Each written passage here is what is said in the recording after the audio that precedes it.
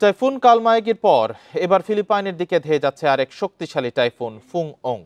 Satellite ইমেজে দেখা গেছে ঘন্টায় ১৮৫ কিলোমিটার বেগে অগ্রসর হচ্ছে ঘূর্ণিঝড়টি। এর প্রভাবে ভারী বৃষ্টির পাশাপাশি ঝোড়ো হাওয়া বইছে বলে জানিয়েছে আবহাওয়া বিভাগ। ক্ষয়ক্ষতি এড়াতে ১,০০,০০০ মানুষকে নিরাপদ আশ্রয় সরিয়ে নিচ্ছে কর্তৃপক্ষ। রোববার রাত কিংবা সোমবার সকালে ফিলিপাইনের উত্তরাঞ্চলের অরোরা প্রদেশে আঘাত হানতে পারে সুপার টাইফুন ফুং-ওং। পূর্বাভাস বলছে এ সময় তার গতিবেগ থাকতে পারে ঘন্টায় ১৯৫ কিলোমিটার। উপকূল অঞ্চলে ৫ নম্বর বিপদ সংকেত জারি করেছে কর্তৃপক্ষ। গত সোমবার ফিলিপাইনে আঘাত হানে শক্তিশালী ঘূর্ণিঝড় কালমায়াগি। এতে প্রাণ হারায় ২ শতাধিক। এখনও নিখোঁজ রয়েছে প্রায় ১৩৫ জন।